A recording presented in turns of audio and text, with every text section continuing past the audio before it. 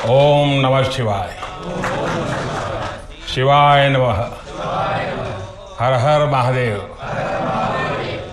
सबसे पहले विभिन्न आदिनम से जुड़े आप सभी पूज्य संतों का मैं शीश झुकाकर अभिनंदन करता हूं। आज मेरे निवास स्थान पर आपके चरण पड़े हैं। ये मेरे लिए बहुत सौभाग्य की बात है। ये भगवान शिव की कृपा है जिसकी वजह से मुझे एक साथ आप सभी शिव भक्तों के दर्शन करने का मौका मिला है। मुझे इस बात की भी बहुत खुशी है कि कल नए संसद भवन के लोकार्पण के समय आप सभी वहां साक्षात आकर के आशीर्वाद देने वाले हैं। पूज्य संतगण, हम सभी जानते हैं कि हमारे स्वतंत्रता संग्राम में तमिलनाडु की कितनी महत्वपूर्ण भूमिका रही है। वीर मंगई वेलु नाचियार से लेकर मर्द भाइयों तक, सुब्रमण्यम भारती से लेकर नेताजी सुभाष चंद्र बोस के साथ जुड़ने वाले अनेकों तमिल लोगों तक हर युग में तमिलनाडु भारतीय राष्ट्रवाद का गढ़ रहा है। तमिल लोगों के दिल में हमेशा से मां भारती की सेवा की, भारत के कल्याण की भावना रही है। बावजूद इसके ये बहुत दुर्भाग्यपूर्ण है कि भारत की आज़ादी में तमिल लोगों के योगदान को वो महत्व नहीं दिया गया जो दिया जाना चाहिए था। अब बीजेपी ने इस विषय को प्रमुखता से उठाना शुरू किया है। अब देश के लोगों को भी पता चल रहा है कि महान तमिल परंपरा और राष्ट्रभक्ति के प्रतीक तमिलनाडु के साथ क्या व्यवहार हुआ था। जब आजादी का समय आया तब सत्ता के हस्तांतरण के प्रतीक को लेकर प्रश्न उठा था। इसके लिए हमारे देश में अलग अलग परंपराएं रही हैं, अलग अलग रीति रिवाज भी रहे हैं, लेकिन उस समय राजा जी और आदिनम के मार्गदर्शन में हमें अपनी प्राचीन तमिल संस्कृति से एक पुण्य मार्ग मिला था। ये मार्ग था सेंगोल के माध्यम से सत्ता हस्तांतरण का। तमिल परंपरा में शासन चलाने वाले को सेंगोल दिया जाता था। सेंगोल इस बात का प्रतीक था कि उसे धारण करने वाले व्यक्ति पर देश के कल्याण की जिम्मेदारी है और वो कभी कर्तव्य के मार्ग से विचलित नहीं होगा। सत्ता हस्तांतरण के प्रतीक के तौर पर तब 1947 में 1947 में पवित्र तिरुवावुतुरई आदिनम द्वारा एक विशेष सेंगोल तैयार किया गया था। आज उस दौर की तस्वीरें हमें याद दिला रही हैं कि तमिल संस्कृति और आधुनिक लोकतंत्र के रूप में भारत की नियति के बीच कितना भावुक और आत्मीय संबंध रहा है। आज उन गहरे संबंधों की गाथा इतिहास के दबे हुए पन्नों से बाहर निकलकर एक बार फिर जीवंत हो उठी है।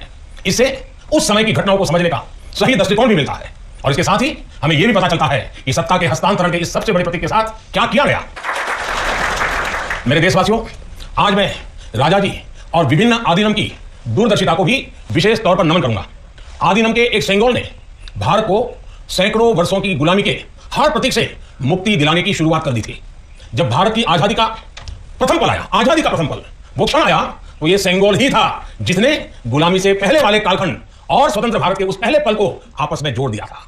इसलिए इस पवित्र सेंगोल का महत्व सिर्फ इतना ही नहीं है कि ये 1947 में हस्तांतरण का प्रतीक बना था। इस सेंगोल का महत्व इसलिए भी है क्योंकि इसने गुलामी के पहले वाले गौरवशाली भारत से, उसकी परंपराओं से स्वतंत्र भारत के भविष्य को कनेक्ट कर दिया था। अच्छा होता कि आजादी के बाद इस पूज्य सेंगोल को पर्याप्त मान सम्मान दिया जाता, इसे गौरव में स्थान दिया जाता, लेकिन ये सेंगोल प्रयागराज में आनंद भवन में वॉकिंग स्टिक यानी पैदल चलने पर सहारा देने वाली छड़ी कहकर प्रदर्शनी के लिए रख दिया गया था। आपका ये सेवक और हमारी सरकार अब उस सेंगोल को आनंद भवन से निकाल कर लाई है। आज आजादी के उस प्रथम पल को नए संसद भवन में सेंगोल की स्थापना के समय हमें फिर से पुनर्जीवित करने का मौका मिला है। लोकतंत्र के मंदिर में आज सेंगोल को उसका उचित स्थान मिल रहा है। मुझे खुशी है कि अब भारत की महान परंपरा के प्रतीक उसी सेंगोल को नए संसद भवन में स्थापित किया जाएगा।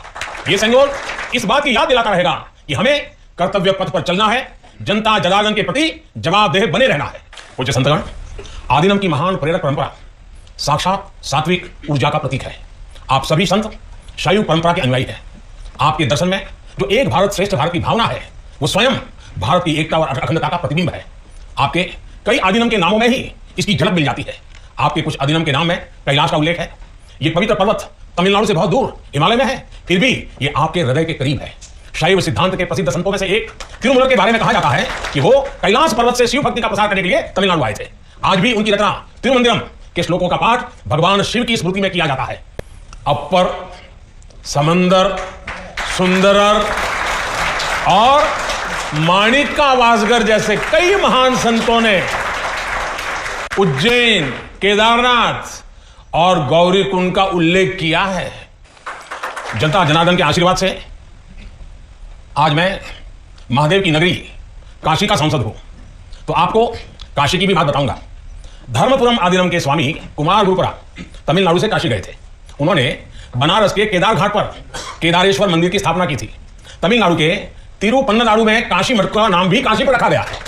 इस मठ के बारे में एक दिलचस्प जानकारी भी मुझे पता चली है। कहा जाता है कि तिरुपन्ननाडु का काशी मठ तीर्थयात्रियों को बैंकिंग सेवाएं उपलब्ध कराता था। कोई तीर्थयात्री तमिलनाडु के काशी मठ में पैसे जमा करने के बाद काशी में प्रमाण पत्र दिखाकर वो पैसे निकाल सकता था। इस तरह शैव सिद्धांत के अनुयायियों ने सिर्फ शिव भक्ति का प्रसार ही नहीं किया, बल्कि हमें एक दूसरे के करीब लाने का कार्य भी किया। पूज्य संतगण, सैकड़ों वर्षों की गुलामी के बाद भी तमिलनाडु की संस्कृति आज भी जीवंत और समृद्ध है, तो इसमें आदिनम जैसी महान और दिव्य परंपरा की भी बड़ी भूमिका है। इस परंपरा को जीवित रखने का दायित्व संत जनों ने तो निभाया ही है, साथ ही इसका श्रेय पीड़ित, शोषित, वंचित सभी को जाता है कि उन्होंने इसकी रक्षा की, उसे आगे बढ़ाया। राष्ट्र के लिए योगदान के मामले में आपकी सभी संस्थाओं का इतिहास बहुत गौरवशाली रहा है। अब उस अतीत को आगे बढ़ाने, उससे प्रेरित होने और आने वाली पीढ़ियों के लिए काम करने का समय है। पूज्य संतगण, देश ने अगले 25 वर्षों के लिए कुछ लक्ष्य तय किए हैं। हमारा लक्ष्य है कि आजादी के 100 साल पूरे होने तक एक मजबूत, आत्मनिर्भर और समावेशी विकसित भारत का निर्माण हो। 1947 में 1947 में आपकी महत्वपूर्ण भूमिका से कोटि कोटि देशवासी पुनः परिचित हुए हैं। आज जब देश 2047 के बड़े लक्ष्यों को लेकर आगे बढ़ रहा है, तब आपकी भूमिका और महत्वपूर्ण हो गई है। आपकी संस्थाओं ने हमेशा सेवा के मूल्यों को साकार किया है। आपने लोगों को एक दूसरे से जोड़ने का, उनमें समानता का भाव पैदा करने का बड़ा उदाहरण पेश किया है। भारत जितना एकजुट होगा उतना ही मजबूत होगा। इसलिए हमारी प्रगति के रास्ते में रुकावटें पैदा करने वाले तरह तरह की चुनौतियां खड़ी करेंगे। जिन्हें भारत की उन्नति खटकती है, वो सबसे पहले हमारी एकता को ही तोड़ने की कोशिश करेंगे। लेकिन मुझे विश्वास है कि देश को आपकी संस्थाओं से आध्यात्मिकता और सामाजिकता की जो शक्ति मिल रही है, उससे हम हर चुनौती का सामना कर लेंगे। मैं फिर एक बार, आप मेरे यहां पधारे, आप सबने आशीर्वाद दिए, ये मेरा सौभाग्य है। मैं फिर एक बार आप सबका हृदय से आभार व्यक्त करता हूं, आप सबको प्रणाम करता हूं। नए संसद भवन के लोकार्पण के अवसर पर आप सब यहां आए और हमें आशीर्वाद दिया, इससे बड़ा सौभाग्य कोई हो नहीं सकता है, और इसलिए मैं जितना धन्यवाद करूं उतना कम है। फिर एक बार आप सबको प्रणाम करता हूं। ओम नमः शिवाय। वणकम।